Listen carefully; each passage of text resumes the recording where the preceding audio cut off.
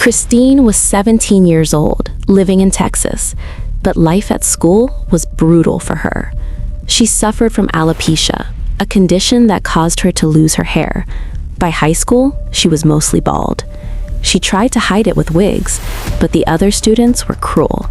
They mocked her, teased her, made her feel like she didn't belong. Christine was deeply insecure. But in 2002, something unexpected happened. Two of the most popular girls in school, Rachel and Tiffany, befriended her. Unlike the others, they were genuinely kind. They took Christine under their wing. They helped her pick better clothes, showed her how to do her makeup, and helped her find wigs that suited her better. Slowly, Christine transformed. Her confidence grew, her appearance changed, and suddenly, the same students who once mocked her were now calling her beautiful. She went from invisible to one of the hot girls in school. Christine trusted Rachel and Tiffany completely. They were the only people she allowed to see her without a wig. By 2003, Christine was in her senior year. At the school ball, she was even voted Miss Irresistible.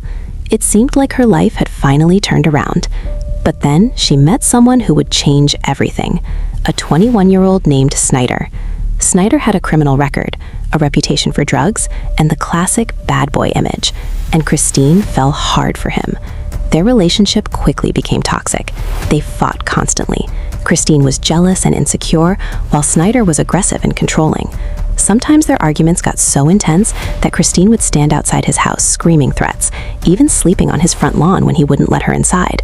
It was a destructive relationship. Then came the turning point. Christine and Snyder were running out of money and running out of drugs, so they came up with a plan.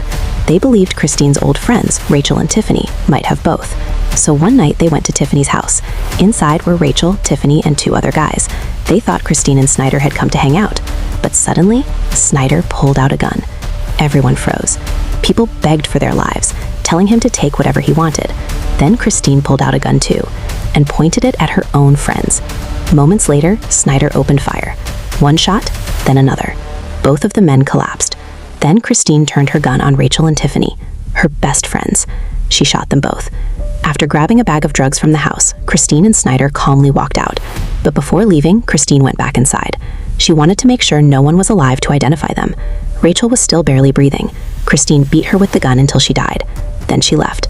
Less than an hour later, Christine was working her shift at Walgreens, as if nothing had happened. 4 people were dead. The police launched an investigation, but there were no leads. Eventually, the case went cold. But the truth wouldn't stay hidden forever. In 2004, Christine was in rehab for heroin addiction. While there, she casually confessed the murders to someone she had met. She later met another man in rehab. They fell in love. By 2005, they were married and trying to live a normal life. But one night while watching TV, a new segment aired about the unsolved murders. It included police sketches of the suspects. Christine panicked. She confessed everything to her husband. Instead of turning her in, they ran. The couple fled to Texas and hid in a rundown motel. For 7 months, they lived in hiding, spending hundreds of dollars a day on drugs and junk food, until eventually the truth caught up. The man Christine had confessed to in rehab finally reported it to police. Investigators traced her ATM withdrawals to the motel, and just like that, she was arrested. When Snyder heard about the arrest, he knew his time was up. He ran into the woods, took over 200 pills, and ended his life. Christine went to trial. She was found guilty and sentenced to spend the rest of her life